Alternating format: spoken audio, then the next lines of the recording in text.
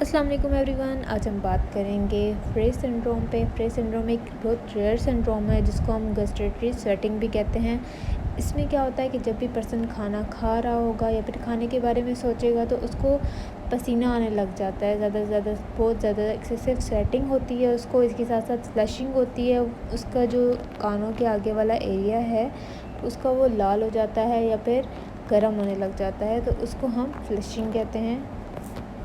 ये सिंड्रोम एक nerve damage होने की वजह से होता है जिसको हम ऑरिकुलो टेम्पोरल नर्व कहते हैं।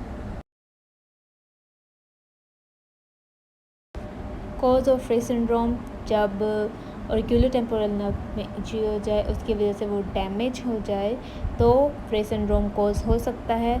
अब ऑरिकुलो टेम्पोरल नर्व के डैमेज होने के बहुत सारे कॉजेज़ हैं। वो ये हैं कि अगर हम पैरोटिडेक्टमी कर रहे हैं, यानी अगर पैरोटिड ग्लैंड को रिमूव कर रहे हैं, तो उसके दौरान अगर नर्व डैमेज हो तो भी फ्रे सिंड्रोम को हो सकता है। अगर ट्रॉमा हो या फिर इन्फेक्शन हो जाए पैरोटिड रीजन में, पैरोटिड रीजन जो जहाँ पे स्वेटिंग हो रही होती है, तो भी फ्रे सिंड्रोम कॉज हो सकता है।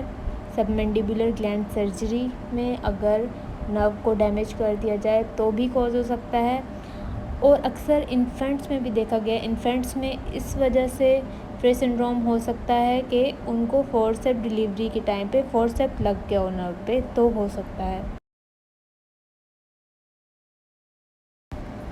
टेस्ट फॉर फ्रे सिंड्रोम को डायग्नोस करने के लिए हम एक टेस्ट करते हैं जिसका नाम है माइनर स्टार्च आयोडीन टेस्ट। इसमें हम पेशेंट के अफेक्टेड एरिया पे जहाँ पे उसको स्वेटिंग हो रही है वहाँ पे हम आयोडीन पहले लगा देंगे, फिर आयोडीन को हम ड्राई होने देंगे। आयोडीन जब ड्राई हो जाएगा तो उसके ऊपर हम स्टार्च लगाएंगे।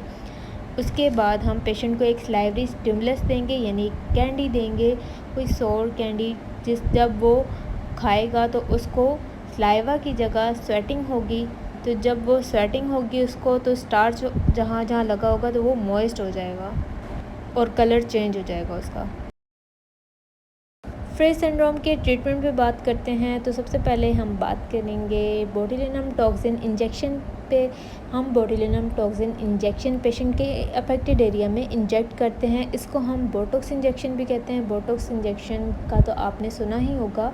तो बोटॉक्स इंजेक्शन को हम पेशेंट के अफेक्टेड एरिया पे इंजेक्ट कर देते हैं। इसके अलावा टॉपिकल एंटीकोलिनर्जिक ऑइंटमेंट देंगे पेशेंट को, उसमें हम स्कोपोलामीन या ग्लाइकोपाइरोलेट दे सकते हैं।